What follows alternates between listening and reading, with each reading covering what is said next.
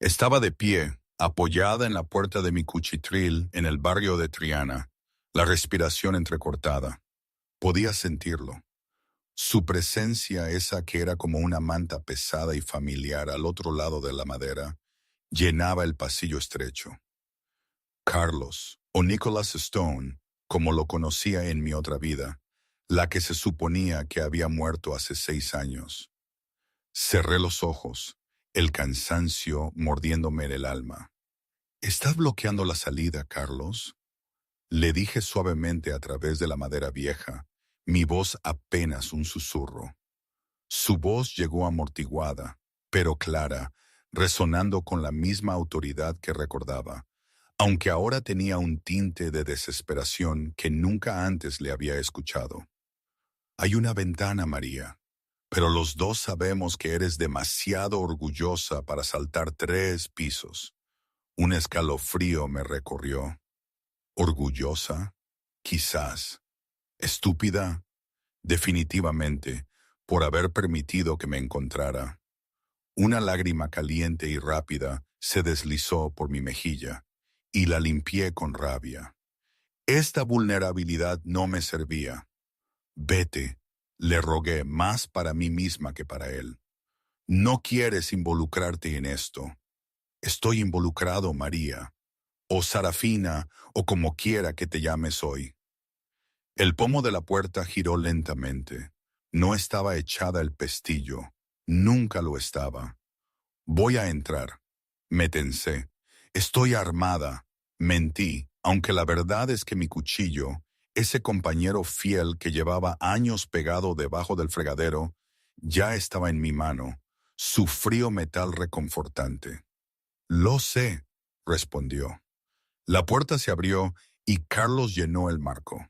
Parecía demasiado grande para el pequeño apartamento, demasiado elegante, demasiado pulcro para mi mundo de ratas y paredes descascarilladas. Pero sus ojos color acero grisáceo estaban crudos, desnudando mi alma cansada. Me miró de verdad, no como la camarera invisible que había sido. Vio mis vaqueros descoloridos, mi camisa de franela gastada, el cansancio grabado en cada línea de mi cara que un día fue hermosa. Su voz se quebró al hablar, y cada palabra fue como un golpe en mi pecho. 6 años, dijo. Te lloré. Enterré un ataúd vacío. Sarafina, me quedé bajo la lluvia y leí tu elogio fúnebre. Me encogí, retrocediendo hasta que mis piernas tropezaron con el colchón en el suelo. La mochila, que acababa de llenar con lo poco que tenía, se deslizó de mi hombro y cayó al suelo con un golpe sordo. Tuve que hacerlo. ¿Por qué? Carlos entró en la habitación, pateando la puerta para cerrarla a sus espaldas. ¿Por qué huiste? Fue la guerra, fue la presión, fue el rey. Escupí. La rabia que había mantenido enterrada durante tanto tiempo, finalmente emergiendo. Carlos se congeló. ¿Qué? Desabroché el puño de mi camisa y me remangué la manga. En mi antebrazo, oculto durante años, había una marca. No un tatuaje militar, sino una marca de esclavo. La marca de un rompedor de almas. José no solo quería una general. Carlos, sí sé, la voz temblándome. Quería un arma que pudiera controlar por completo. Intentó atar a mi lobo a su voluntad usando magia de sangre. Quería quitarme la capacidad de elegir. Así que yo le quité a su soldado. Carlos se quedó mirando la marca, el horror asomando en su rostro. Esto era un secreto que podía derribar el trono, la verdad desnuda de la tiranía que se ocultaba bajo la majestuosidad. No morí, susurré, las lágrimas finalmente cayendo sin freno. Escapé. Y si me llevas de vuelta con él, moriré de verdad esta vez. No seré su títere. Todo esto se desató en la Colmillo Dorado, un club en Triana, un viernes por la noche. Me resulta difícil recordar los detalles exactos, pero la sensación, esa se ha quedado grabada a fuego. Fue la música, El calor, el alcohol, el hedor a sudor y colonia barata. Era una noche como cualquier otra, la rutina sofocándome mientras me movía entre las mesas, un fantasma con bandeja, deseando no ser vista. Mantener la cabeza baja, ¿sabes? Era mi mantra, mi única forma de supervivencia en ese lugar donde los lobos de las sierras del norte y los de la bahía del sur se codeaban sin sacarse los ojos. Solo era un acuerdo de convivencia. En teoría, yo solo quería mi sueldo, luego la voz, más whisky del bueno arriba, y no traigas esa porquería aguada que le sirves a los omegas. Un bufido. Ni siquiera necesité levantar la vista, el olor. A ozono, a una colonia carísima y sobre todo a arrogancia podrida. José Cole, el segundo príncipe, el heredero de repuesto del rey José. Mientras su hermano mayor estaba librando guerras fronterizas, este imbécil se dedicaba a aterrorizar al personal de servicio y a actuar como si fuera el dueño del aire que todos respirábamos. Recuerdo el repiqueteo de mis zapatillas gastadas contra el suelo, que vibraba con el bajo.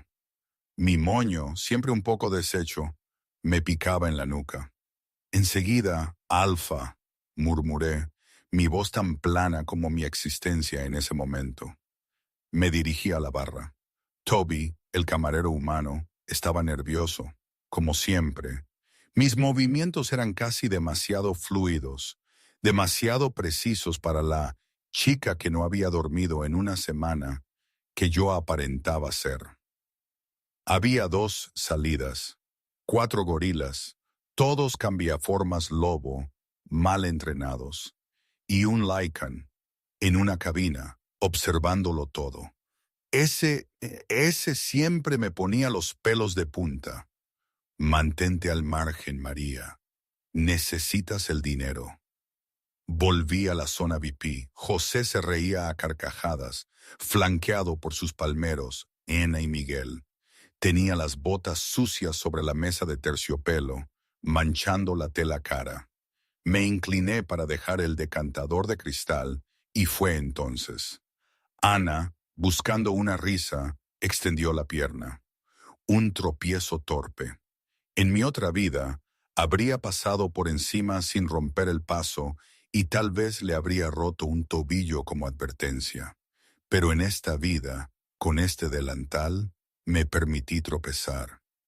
La bandeja se inclinó, el decantador resbaló. El líquido ámbar salpicó el cuero pulido de la bota hecha a medida de José. La música no se detuvo, pero la sección VIP quedó en un silencio sepulcral. José dejó de reír. Miró su bota, luego me miró a mí. Sus ojos, normalmente de un azul pálido, destellaron un peligroso dorado lobuno. Maldita perra torpe e inútil, siseó, el sonido cortando el murmullo. Lo siento, Alfa, dije de inmediato, sacando un trapo de mi delantal. Lo limpio.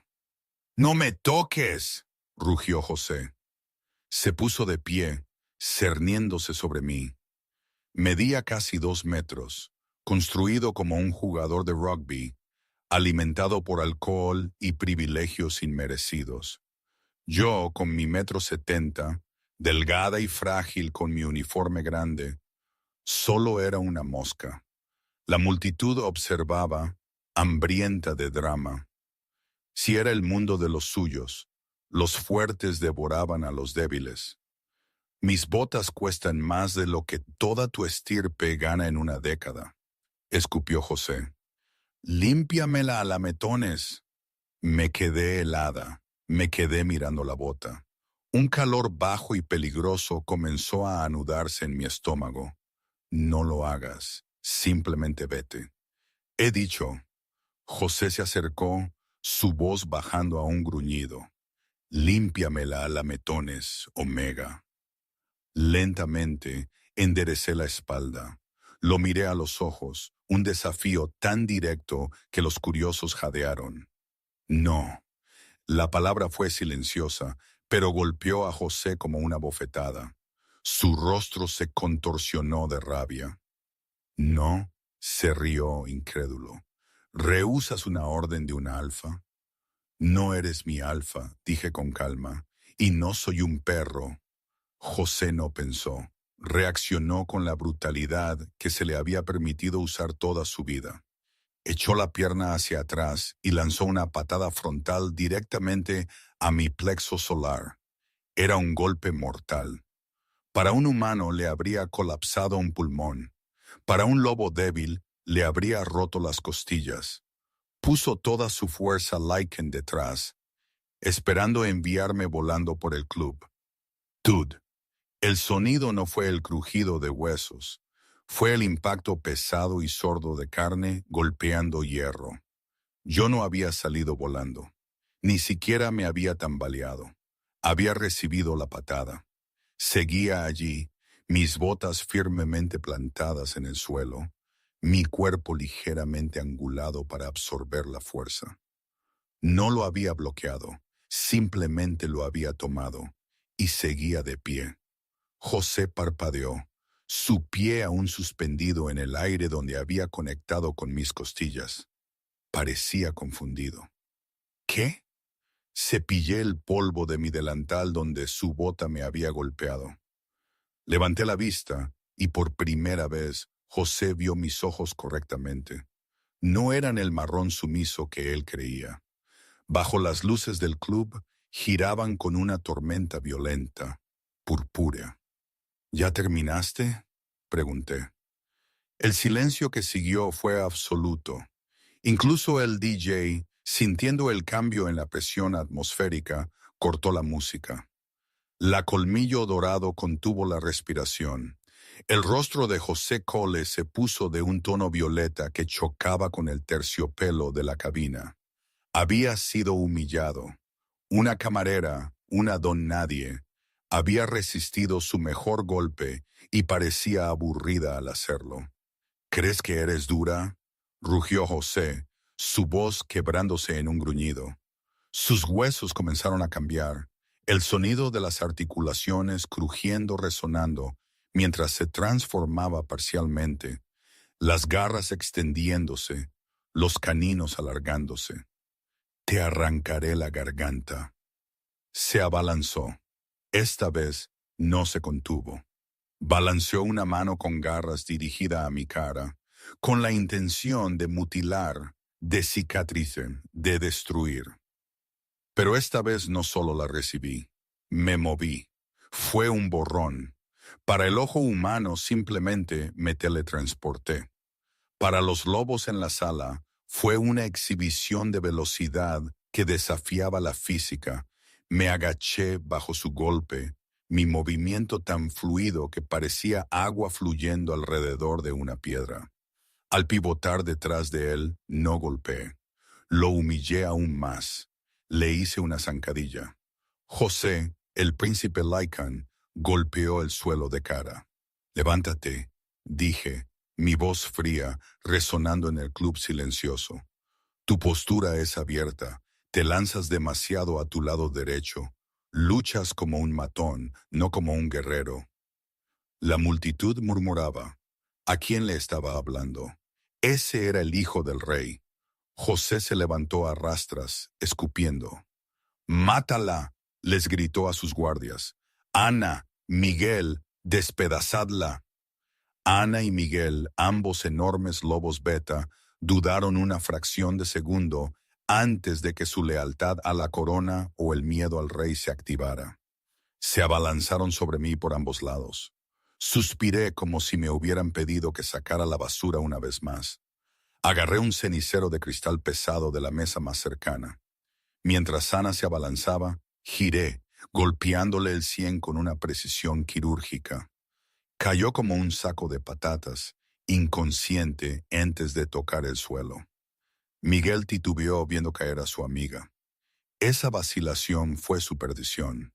Di un paso en su espacio personal, le agarré la muñeca, usé su propio impulso para torcerle el brazo por la espalda y le di una patada en la parte trasera de la rodilla. Cayó de rodillas. Me incliné cerca de la oreja de Miguel. Quédate abajo o no volverás a caminar.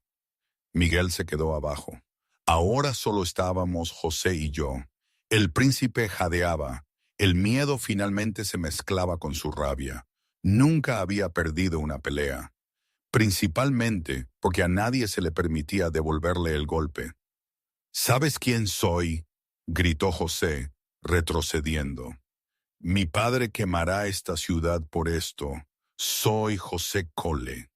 Desabroché el botón superior de mi uniforme de camarera, revelando un atisbo de una cicatriz que me cruzaba la clavícula, una marca vieja y dentada que parecía haber sido hecha por una hoja de plata. Sé quién eres, José, dije, caminando lentamente hacia él.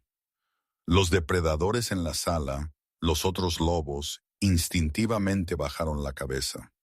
No sabían por qué, pero sus lobos interiores gimoteaban. Estaban en presencia de un depredador alfa. La pregunta es, continué, agarrando una botella de whisky de alta gama de la mesa, la misma que él había pedido. ¿Sabes a quién acabas de patear? José chocó contra la pared. No le quedaba ningún sitio a donde huir. ¡Seguridad!, chilló. ¡Ayúdenme! Los gorilas del club no se movieron. Estaban mirándome a mí. Específicamente, estaban mirando la forma en que sostenía la botella. Suelta, peligrosa, lista. Levanté la botella. José se encogió, cubriéndose la cara, esperando que el cristal se rompiera contra su cráneo. En cambio, le derramé el whisky sobre la cabeza. El líquido ámbar empapó su pelo, su camisa cara y su rostro humillado. Escupió, jadeando, los ojos ardiéndole por el alcohol. Eso es por el derrame, dije. Me di la vuelta para irme, la multitud abriéndose paso para mí como el mar rojo. Nadie se atrevió a tocarme. Detente ahí mismo. La voz retumbó desde la entrada, profunda y dominante, vibrando con un poder alfa que obligó a todos en la sala a arrodillarse. Todos excepto yo. Me detuve, pero no me arrodillé. Me di la vuelta lentamente hacia la puerta. Allí estaba un hombre que hacía que José pareciera un niño. Llevaba un traje de carbón que apenas lograba contener su masa muscular.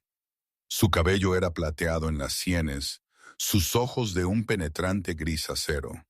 Era Carlos Stone, el jefe de la Guardia Real, el ejecutor del rey, el lobo que era famoso por ejecutar traidores con sus propias manos. Carlos inspeccionó la sala. El cuerpo inconsciente de Ana, el cobarde Miguel, el príncipe empapado en whisky y finalmente la pequeña camarera de pie entre los escombros. Carlos pasó junto al tembloroso José sin siquiera mirarlo. Se detuvo a 1 metro de mí. El aire entre nosotros chisporroteaba con electricidad estática. Aspiró el aire. Sus ojos se entrecerraron. «No eres una camarera», gruñó Carlos, su voz baja, íntima, peligrosa. Lo miré a los ojos, con la barbilla en alto. «Y llegas tarde, Carlos». La multitud jadeó. Lo conocía. Los ojos de Carlos bajaron a la cicatriz de mi clavícula, luego de nuevo a mis ojos violetas. Una mirada de reconocimiento amaneciendo cubrió su rostro estoico. Su compostura se resquebrajó. «Imposible», susurró. «Moriste hace 6 años». Sonreí con sarcasmo, una expresión triste y rota. Me recuperé. Antes de que Carlos pudiera decir otra palabra, José, viendo a su protector, encontró su valor. Agarró un fragmento de cristal dentado de la mesa y se abalanzó sobre mi espalda vuelta. «¡Muere, perra!». «Cuidado», rugió Carlos, tratando de alcanzarme, pero no fue necesario. No me di la vuelta. Eché el codo hacia atrás a ciegas, golpeando a José directamente en la garganta. Se atragantó, soltó el cristal y se desplomó, jadeando en busca de aire. Lo miré a Carlos. «Enséñale a tu cachorro a curarse, Stone. antes de que lo remate para siempre. Me desaté el delantal, lo dejé caer al suelo y salí del club bajo la lluvia, dejando atrás al jefe de la Guardia Real y al príncipe de los Lycans. La lluvia en Triana no lo lavaba todo, solo hacía que la mugre resbalara más. Salí de la Colmillo Dorado y me adentré en el diluvio. No corrí. Correr atraía la atención. Correr implicaba culpa. En cambio, caminé con una cadencia medida y pesada, mis botas salpicando los charcos que reflejaban los letreros de neón rosa y azul eléctrico de los bares cutres del barrio. Una vez que doblé la esquina, fuera de la vista de los gorilas y los clientes fumadores, mi postura se derrumbó. Me apoyé contra la pared de ladrillo de un callejón, la respiración atragantada en mi garganta. Mi mano fue a mis costillas, al lugar donde José me había pateado.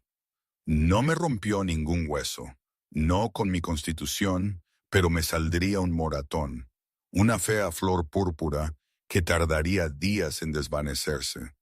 Pero el dolor físico no era nada comparado con el pánico rugiente en mi mente. Me había expuesto. Durante 6 años había sido una sombra. Había limpiado baños, servido mesas y cargado cajas en los muelles. Había suprimido mi aura, enmascarando mi olor con detergentes baratos y el hedor a cebolla y cerveza rancia. Me había convertido en María, la don nadie. Esa noche, en 10 segundos de rabia perdida, Sarafina había regresado. Miré mis manos. Estaban temblando. No por miedo a José, ese chico era un caniche mimado haciéndose pasar por lobo, sino por la mirada en los ojos de Carlos Stone. Carlos, de todas las personas que podrían haber entrado en ese bar, tenía que ser él. El hombre que una vez había luchado espalda con espalda conmigo en las trincheras del Valle Rojo. El hombre que me había sacado de los escombros de la Ciudadela del Oeste. El hombre al que había amado y el hombre al que había dejado creer que estaba muerta porque era la única forma de salvarlo de la verdad de por qué tenía que irme. Estúpida, le susurré a la lluvia. ¡Qué estúpida! Me levanté de la pared. No podía volver a mi apartamento. Encontrarían mi dirección en los archivos de empleados. Tenía que volver a correr. A veces, en esas noches interminables en las que el sueño era un lujo inalcanzable, mis pensamientos divagaban. Recuerdo el brillo aceitoso de las calles de la Macarena después de un aguacero, el olor a tabaco y café, y la risa ronca de una anciana que vendía flores. La vida allí era sencilla, predecible. No había reyes ni sangre, solo la lucha diaria por el pan. Me pregunto si esos días de anonimato fueron realmente un disfraz, o si en el fondo, esa era la verdad más pura de mí misma. ¿Fue más Sarafina una máscara, una armadura forjada en la guerra, que esta humilde camarera? Quizás nunca lo sabré del todo. Solo sé que esos momentos de quietud, antes de que todo se desmoronara, son un eco distante y doloroso. Volviendo a Carlos y a mi apartamento, las sirenas a lo lejos empezaban a sonar. La Guardia Real se acercaba. No solo él, un escuadrón entero. No te llevaré de vuelta para que seas un títere, dijo Carlos, su voz endureciéndose con una nueva resolución que me heló la sangre. Caminó hacia mí, agarró mi mochila y se la colgó al hombro. Extendió la mano y tomó la mía. Su agarre era de hierro. Nos vamos, dijo Carlos. Parpadeé. ¿Qué? ¿El rey te envió? El rey me envió a buscar a una general, dijo Carlos, tirando de mí hacia la ventana, rompiendo el cristal con el codo. La vista de Triana se abrió ante nosotros. No dijo que tuviera que traerla como prisionera, pero no podemos ir al palacio. Todavía no. ¿A dónde vamos?, pregunté, el viento azotándome el pelo mientras salíamos por la escalera de incendios. Carlos me miró, la vieja chispa de rebeldía encendiéndose en sus ojos grises.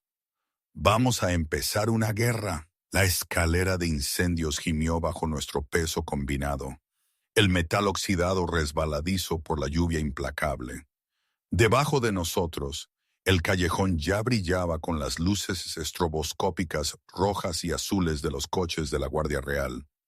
Carlos no miró hacia abajo. Se movió con el impulso pesado e imparable de un deslizamiento de tierra, su mano firmemente agarrada a mi muñeca. No era un agarre de captura, era un salvavidas. «Mi coche está a 3 manzanas», gritó Carlos por encima del viento. Un sedán discreto, sin rastreadores GPS. Lo desmonté yo mismo la semana pasada para asuntos privados. Salté por la barandilla hasta el pavimento, aterrizando en cuclillas. Mis rodillas protestaron, el dolor de la patada de José encendiéndose como un cable caliente en mi pecho. Lo ignoré. El dolor era solo información, y en ese momento la información era irrelevante. «Tendrán el perímetro cerrado en 2 minutos», advertí, mi voz tensa. «La Guardia Real no usa tácticas policiales estándar. Usan la formación de red. Nos canalizarán hacia la autopista y nos emboscarán allí». Carlos me miró, un destello de sonrisa tocando su rostro sombrío. «Tú escribiste el manual sobre la formación de red, Sarafina. Entonces, ¿cómo la rompemos?» «No lo hacemos», dije, mis ojos violetas escudriñando el oscuro horizonte. Pasamos por debajo. 10 minutos después, estábamos en los túneles de mantenimiento subterráneos que corrían bajo las líneas de metro de la ciudad. Era un mundo de goteo de agua, ratas correteando y el olor abrumador a óxido y descomposición. Caminamos en silencio durante mucho tiempo, el único sonido el eco de nuestras botas en el hormigón. La adrenalina de la huida se desvanecía, reemplazada por una incomodidad pesada y asfixiante. Carlos finalmente rompió el silencio, su voz resonando extrañamente en el túnel. «La marca», dijo. No me miró. Mantuvo los ojos fijos en la oscuridad que teníamos delante, su linterna cortando un rayo amarillo a través de la penumbra. «Enséñamela». Dudé. Me ajusté la chaqueta. «No tenemos tiempo para mostrar y contar, Carlos». «Haz tiempo», dijo, deteniéndose abruptamente. Apagó la linterna, sumiéndonos en una oscuridad casi total, iluminada solo por el tenue musgo bioluminiscente que crecía en las paredes húmedas. «Necesito saber qué te hizo. Necesito saber por qué. He estado odiando a mí mismo durante 6 años por no haberte salvado cuando en realidad huías del hombre al que juré servir con mi vida». Me recosté contra la pared fría y curva del túnel. Me remangué la manga de nuevo. Incluso con la tenue luz, el tejido cicatricial se veía irritado, elevado y retorcido. «Es un glifo vinculante», susurré. «Magia de sangre antigua. El rey José lo encontró en los archivos de los primeros Lycans. No solo exige lealtad, Carlos. Despoja la voluntad. Si lo activa, me convierto en una pasajera en mi propio cuerpo. Habría masacrado a aldeanos si él lo hubiera ordenado. Te habría matado si él lo hubiera ordenado». Carlos extendió la mano, sus dedos a centímetros de mi brazo, temblándoles. Era un hombre que podía aplastar piedras con sus propias manos, pero estaba aterrado de tocar mi piel. «Intentó activarlo», confesé la noche que huí. Mi voz temblaba. Sentí que mi mente se me escapaba. Sentí frío. Así que quemé el glifo. Los ojos de Carlos se abrieron de par en par. ¿Lo quemaste?» «Nitrato de plata y fuego», dije rotundamente. Cautericé la magia de mi propia piel. Casi me mata. Por eso no pude transformarme durante años. Mi lobo estaba traumatizado, enterrado profundamente bajo el dolor. Carlos dejó escapar un sonido que era mitad gruñido, mitad sollozo. Golpeó con el puño la pared de hormigón junto a mi cabeza. El polvo llovió sobre nosotros. Lo serví, siseó Carlos, la vibración de su rabia irradiando de él como calor. Estuve a su lado, protegí a su inútil hijo, todo mientras él intentaba esclavizarte. Tú no lo sabías, dije suavemente. Debería haberlo sabido, rugió Carlos. Te conocía. Sabía que no morirías simplemente en un accidente de entrenamiento. Pero fui un buen soldado. Seguí órdenes. Dejé de hacer preguntas. Se volvió hacia mí, su rostro a centímetros del mío en la oscuridad. El aroma de él, pino, lluvia y puro poder masculino, envolviéndome, desencadenando recuerdos que había luchado por reprimir. He terminado de seguir órdenes. Carlos prometió, su voz baja y peligrosa.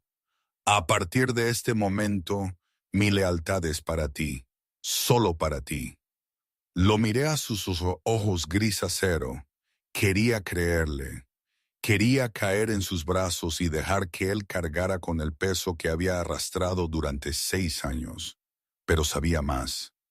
No me jures lealtad, Carlos, dije, apartándome de la pared y pasando a su lado. No soy una reina, soy una fugitiva. Ahora muévete. Los túneles salen cerca del viejo distrito industrial. Si tenemos suerte, podemos robar un camión antes del amanecer. Aquí me detengo un momento. Es increíble, ¿no crees? Una supuesta camarera, un príncipe tirano, un ejecutor real y una huida desesperada bajo la ciudad. Toda la situación es un sinsentido. Si me lo hubieran contado en mi pueblo natal, en algún rincón tranquilo de Andalucía, diría que es una historia de borrachos, de esas que se cuentan en la taberna y se olvidan con la resaca. Pero no, esto era real, y lo más loco de todo es que, a pesar del miedo, había una parte de mí, esa parte que pensaba que había enterrado para siempre, que sentía una extraña emoción, una especie de liberación. La vida que había construido, tan cuidadosa, tan segura, se había hecho añicos en un instante. ¿Y qué me quedaba? El caos, y al parecer una promesa de guerra. ¿Qué harías tú en mi lugar? ¿Volver al anonimato o luchar por un mundo que apenas recordabas? No lo sé, realmente no tengo ni idea. Es como si el destino se riera en mi cara. Pero bueno, así es la vida, supongo. Hay que seguir adelante. La casa segura era una cabaña de caza en lo profundo del bosque del carbón, a unos 80 kilómetros al norte de la ciudad. Pertenecía a un viejo amigo de Carlos, un cambiaformas oso que le debía un favor de por vida y sabía cómo mantener la boca cerrada. La tormenta exterior se había convertido en una ventisca. La nieve se apilaba contra las ventanas, sellándolos en un capullo de silencio blanco. Dentro, un fuego crepitaba en el hogar de piedra, proyectando sombras danzarinas en las paredes de troncos. Me senté en la alfombra rústica frente al fuego, un botiquín de primeros auxilios abierto a mi lado. Estaba sin camisa, de espaldas a Carlos. Mi piel era un mapa de mi dura vida, cicatrices desvanecidas de la guerra, moratones frescos del club nocturno y la quemadura irregular y fea en mi brazo. Carlos se arrodilló detrás de mí. Sostenía un paño empapado en amamelis y árnica. Su toque era clínico, pero suave, trazando los moratones púrpuras en mis costillas donde José me había pateado. Va a dar la vuelta a la historia, dijo Carlos en voz baja, dando golpecitos en el moratón. El rey José no admitirá que estás viva. Eso plantearía demasiadas preguntas sobre el pasado. Nos pintará como traidores. Dirá que secuestré a una mujer civil y me rebelé. Dirá que te seduje. Me sedujiste, corregí, haciendo una mueca cuando presionó un poco demasiado fuerte en un punto sensible. Es más fácil de digerir para el público. La trágica caída del ejecutor del rey, desviado por una omega malvada. Tú no eres una omega, murmuró Carlos. Para el mundo, soy María la camarera.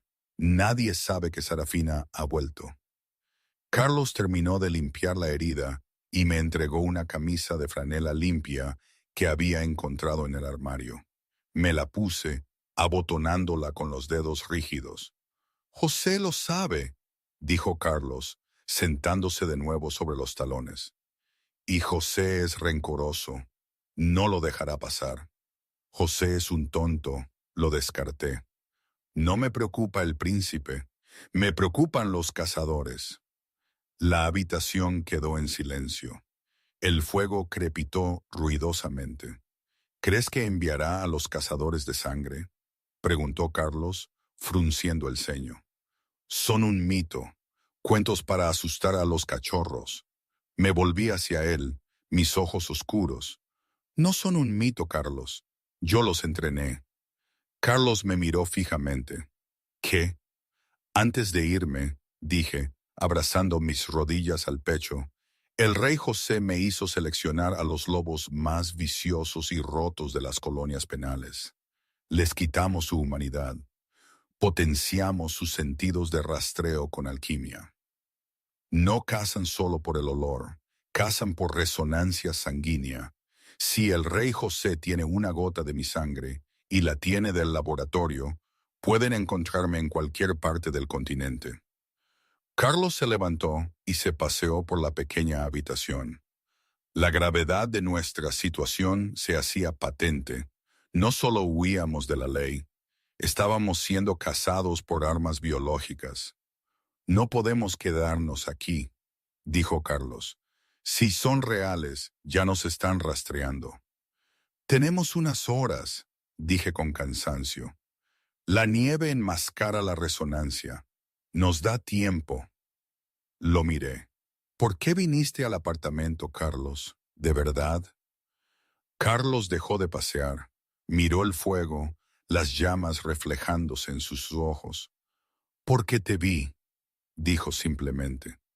En el club, cuando te enfrentaste a José. Por un segundo, la máscara se deslizó.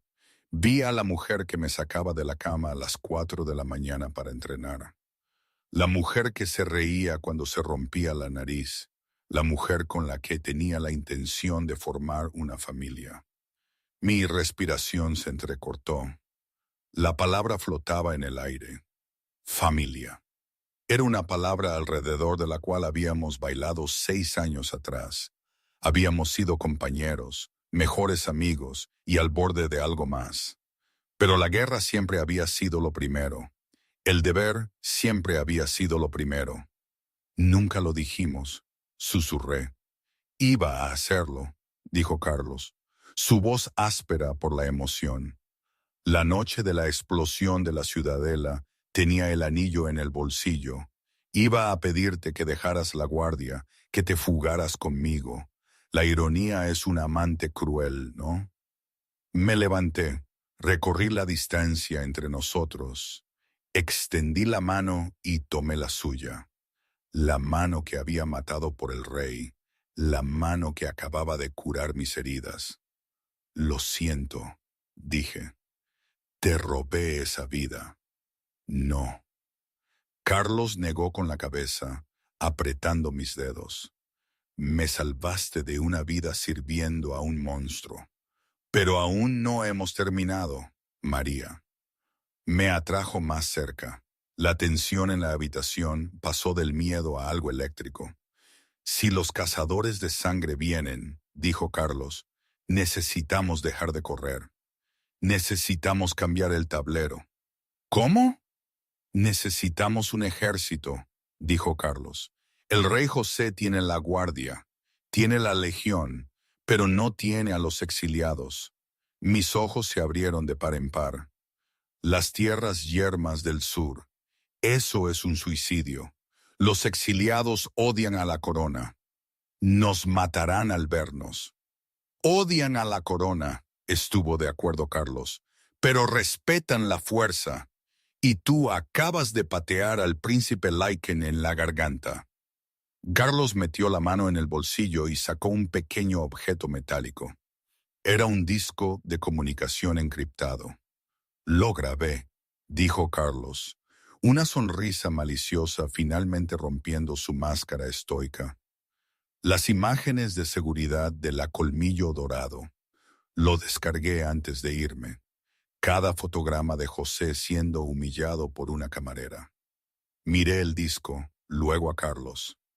Una lenta sonrisa se extendió por mi rostro.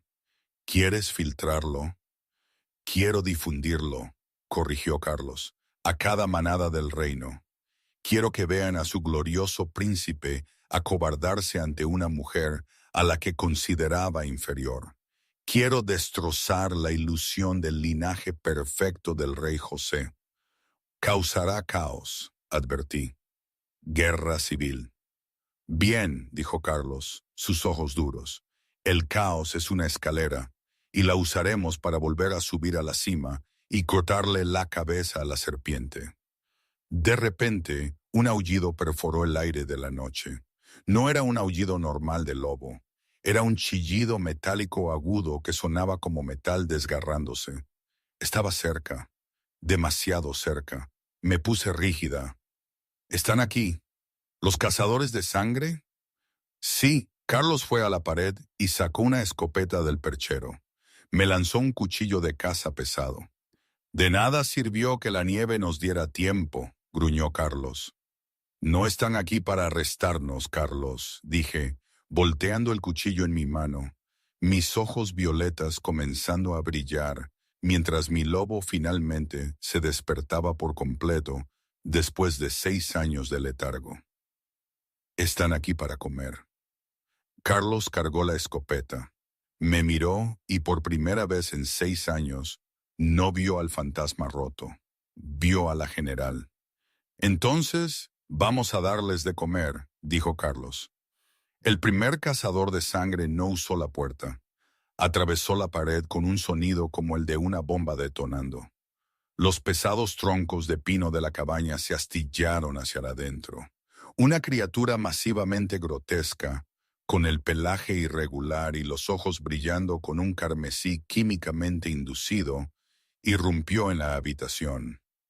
Olía a azufre y carne podrida, una corrupción de la naturaleza diseñada en los laboratorios subterráneos del rey José.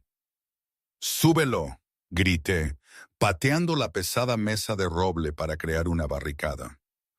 Carlos no dudó. Insertó el disco encriptado en el terminal satélite de la cabaña, presionando el comando de difundir a todos. Una barra de progreso apareció en la pantalla. 0%. ¡Protege el terminal!, rugió Carlos. Levantó la escopeta y disparó. El perdigón golpeó a la bestia en el pecho, pero ni siquiera disminuyó la velocidad. El cazador de sangre chilló, un sonido de pura rabia mecanizada, y le dio un manotazo a Carlos. El ejecutor se agachó, las garras destrozando el aire donde su cabeza había estado un microsegundo antes. Carlos golpeó la culata de la escopeta contra la mandíbula de la criatura con un crujido que sacudió los huesos. Pero había más. 3 bestias más se estrellaron contra las ventanas, trayendo la ventisca al interior. La temperatura se desplomó, pero la habitación se calentó instantáneamente con el olor a violencia. No esperé a que vinieran a por mí. Me moví. Durante 6 años había suprimido a mi lobo. Lo había matado de hambre, negado, escondido bajo capas de miedo y trauma. Pero esa noche, frente a las abominaciones de mi antiguo amo, la presa se rompió. No me transformé por completo. La habitación era demasiado pequeña, los cuartos demasiado estrechos. En cambio, entré en la forma de guerra. Mis ojos se inundaron de luz violeta. Mis caninos se extendieron. Mis uñas se endurecieron hasta convertirse en afiladas garras de obsidiana. El aire a mi alrededor tembló con la presión de un aura alfa tan potente que hizo que las llamas del hogar parpadearan y murieran. Era un borrón de violencia. Me encontré con el primer cazador en el aire. No usé la fuerza. Usé el apalancamiento. Atrapé sus antebrazos, giré mi cuerpo y usé el propio impulso de la criatura para clavarle el cráneo primero en la chimenea de piedra. El impacto sacudió los cimientos de la cabaña. ¡Detrás de ti!, gritó Carlos, abandonando su arma rota y forcejeando con dos cazadores a la vez. Giré. Un cazador se abalanzaba sobre mi garganta, sus mandíbulas chasqueando. No me inmuté. Me metí dentro de su guardia, mi mano saliendo como una lanza, mis dedos clavándose en el tejido blando de su garganta. Arrancó. La criatura gorjeó y se desplomó, forcejeando con su cuello destrozado. «No sienten dolor», gruñó Carlos, lanzando a una de las bestias a través de los restos de la puerta principal. «Simplemente siguen viniendo». Tenía razón. La criatura que había estrellado contra la chimenea ya se estaba levantando, la sangre brotando de su cabeza, los ojos fijos en mí con un hambre insensata. «Están atados por la sangre», jadeé, escaneando la habitación. «Son títeres. Tenemos que cortar los hilos». Miré al líder, el más grande de la manada, que en ese momento rodeaba el terminal satélite, atraído instintivamente por la electrónica. Levantó una enorme garra para aplastar la máquina. La barra de carga marcaba el 85. ¡No! Carlos se abalanzó, pero fue interceptado por otra bestia que le apretó la mandíbula en el antebrazo. Carlos rugió de dolor, clavando su puño libre en las costillas de la criatura, oyéndolas chasquear, pero estaba inmovilizado. El líder levantó su garra más alto. Cerré los ojos por una fracción de segundo. Me sumergí en el pozo de mi poder, más allá del miedo, más allá de la persona de camarera, más allá del trauma. Encontré la chispa de la general, la mujer que había liderado ejércitos. Abrí los ojos. Ya no eran solo violetas, eran blancos incandescentes. «Arrodíllense». La orden no fue gritada. Fue una onda de choque psíquica. No fue una orden alfa. Fue algo más antiguo. Una orden de Apex. Los cazadores de sangre se congelaron. Su programación genética luchó contra la orden. Sus cuerpos se paralizaron en una parálisis espasmódica y defectuosa. La garra del líder flotaba a centímetros del terminal. Caminé por la habitación. Las tablas del suelo crujieron bajo mis botas. No corrí. No me apresuré. Caminé con la aterradora gracia de una ejecutora. Me detuve frente al líder. La criatura gimió, la baba goteando de sus fauces, sus ojos rojos muy abiertos por la confusión. Quería matarme, pero mi voluntad era un peso físico aplastando su columna vertebral. «Dile al rey José», susurré, inclinándome cerca de la oreja de la bestia, «que me echó de menos». Clavé mi cuchillo en la base del cráneo de la criatura. Cayó al instante.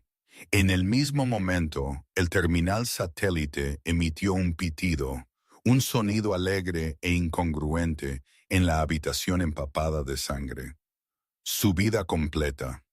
Los cazadores restantes, sin líder y confundidos por la reacción psíquica, vacilaron. Carlos, sacudiéndose a la bestia de su brazo, le rompió el cuello con un crujido húmedo. El silencio cayó sobre la cabaña. El único sonido era el aullido del viento exterior y nuestra propia respiración agitada. Carlos se apoyó en la pared, agarrándose el brazo sangrante. Me miró. Yo estaba de pie en medio de la carnicería. La sangre salpicaba mi rostro, mi pecho subía y bajaba. Parecía aterradora. Parecía magnífica. «Los comandaste», exhaló Carlos, la incredulidad tiñendo su tono. «Eso es imposible. Solo un miembro de la realeza puede comandar a un cazador de sangre». Limpié la hoja de mi cuchillo en mis vaqueros. La luz violeta de mis ojos se desvaneció, volviendo a un marrón profundo y cansado. «El rey José no es el único con sangre real, Carlos», dije suavemente. «¿Por qué crees que se esforzó tanto en controlarme?» Carlos me miró fijamente, las piezas finalmente encajando.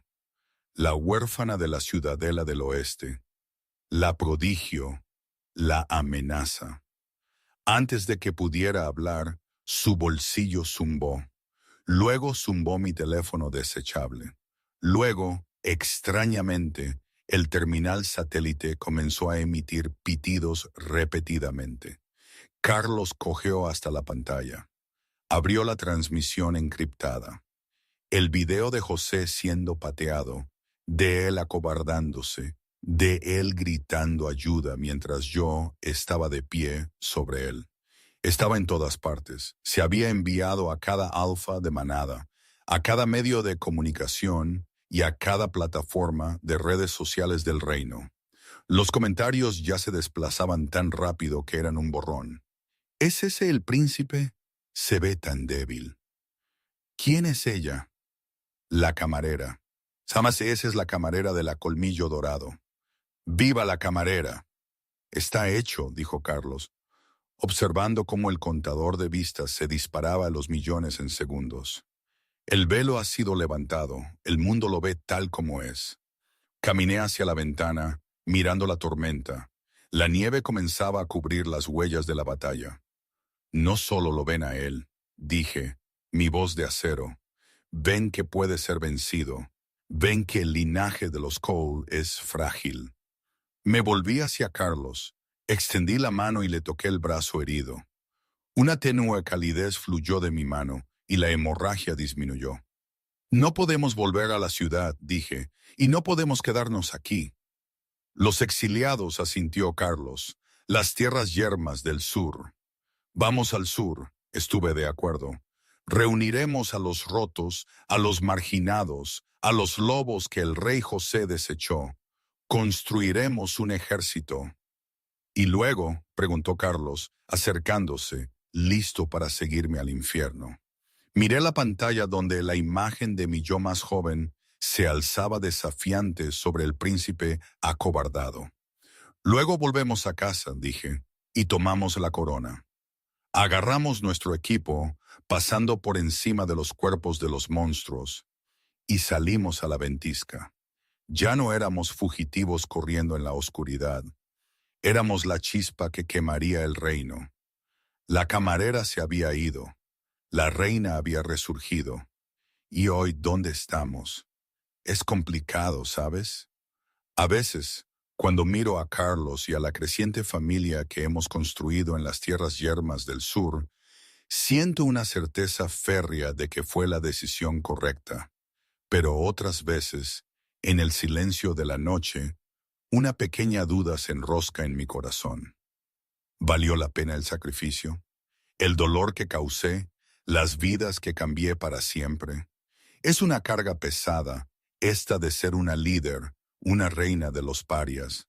No hay finales de cuento de hadas en la guerra, ni siquiera en las que empiezas tú misma. Pero esto es lo que es. Mi vida, mi lucha, y por ahora se siente como el único camino.